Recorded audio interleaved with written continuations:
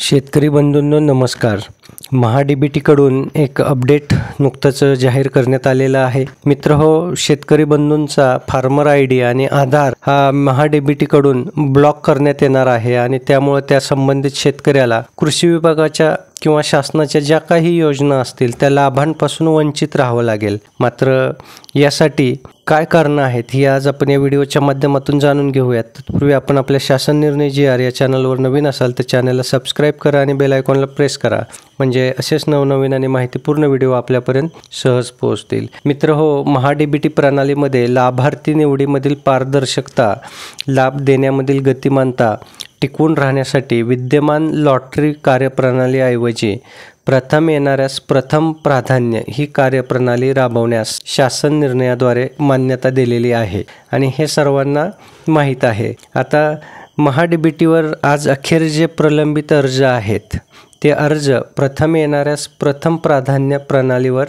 विचारात घेतले जाणार आहे। जे लाभार्थी या प्रक्रियेमध्ये समाविष्ट होताना चुकीची खोटी कागदपत्रे सादर करतील किंवा दिशाभूल करून लाभ घेण्यासाठी प्रयत्न करतील त्यांचा लाभ हा वसूलपात्र करण्यात येईल आणि त्यांचा आधार व फार्मर आयडी हा मात्र पुढील 5 वर्षांसाठी कृषी विभागाच्या सर्व योजनांकरिता ब्लॉक करण्यात येईल। ज्या घटकाकरता लाभार्थ्याची निवड होईल त्या घटकाचा लाभ त्या लाभार्थ्याने पुढील किमान 3 वर्षे घेणे अपेक्षित आहे। विहित मुदतीपर्यंत लाभ घेतला जात नसल्यास तसेच अनुदानित घटकाचा गैरवापर केल्यास दिलेलं अनुदान हे वसूलपात्र असणार आहे। अशा लाभार्थ्यांचे आधार कार्ड व फार्मर आयडी कृषी विभागाच्या सर्व योजनांसाठी पुढील 3 वर्ष ब्लॉक करण्यात येईल। आता सर्वसाधारण प्रवर्गातील लक्षांक वाटपाचा घटक हा तालुका राहील, तसेच अनुसूचित जाती जमाती प्रवर्ग तसेच अपंग प्रवर्गासाठी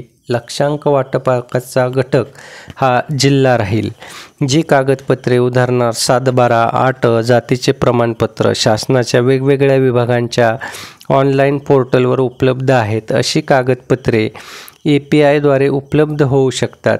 त्यासाठी आवश्यक सुविधा महाIT मुंबई यांच्यामार्फत पोर्टलवर उपलब्ध करून देण्यात येईल। अर्ज केलेल्या शेतकऱ्यांची क्रमवार यादी ही महाडीबीटी पोर्टल, विभागाचे संकेतस्थळ तसेच अन्य सर्व माध्यमातून उपलब्ध राहील। लाभासाठी पात्र अर्जास पूर्वसंमती दिल्यानंतर त्या संबंधित लाभार्थ्याने विहित मुदतीत लाभ न घेतल्यास त्याचा अर्ज रद्द करण्याचा संदेश पाठवून त्याचा अर्ज रद्द करण्यात येईल आणि सदर अर्ज त्या आर्थिक वर्षात विचारात घेतला जाणार नाही। तर अशी ही महाडीबीटीवरती लाभार्थी निवडीची अपडेट समोर आलेली आहे आणि नक्कीच आपण कुठली खोटी माहिती त्याच ठिकाणी जमा केली किंवा वेगळ्या गैरमार्गाने काही प्रयत्न केला तर नक्कीच शेतकरी बंधूंनो आपला आधार आणि फार्मर आयडी हा थेट ब्लॉक करण्यात येणार आहे आणि महाडीबीटीद्वारे ब्लॉक केल्यानंतर आपण शासनाच्या आणि कृषी विभागाच्या सर्व योजनांसाठी त्या ठिकाणी अपात्र ठराल।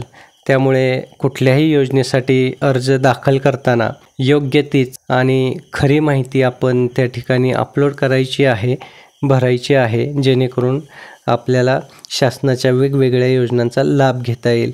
मित्र, व्हिडिओ आवडला असेल तर व्हिडिओला लाईक करा आणि जास्तीत जास्त शेतकरी बंधूंपर्यंत हा व्हिडिओ शेअर करा, म्हणजे महाडीबीटीची लाभार्थी निवडीबाबतची प्रक्रिया कशी आहे ही सर्व शेतकऱ्यांना समजेल आणि जे कोणी खोटी माहिती सादर करत असतील तर त्यांचा फार्मर आयडी आणि आधार आयडी हा ब्लॉक होण्यापासून वाचेल आणि त्यांना सुद्धा शासनाच्या वेगवेगळ्या योजनांचा लाभ घेता येईल।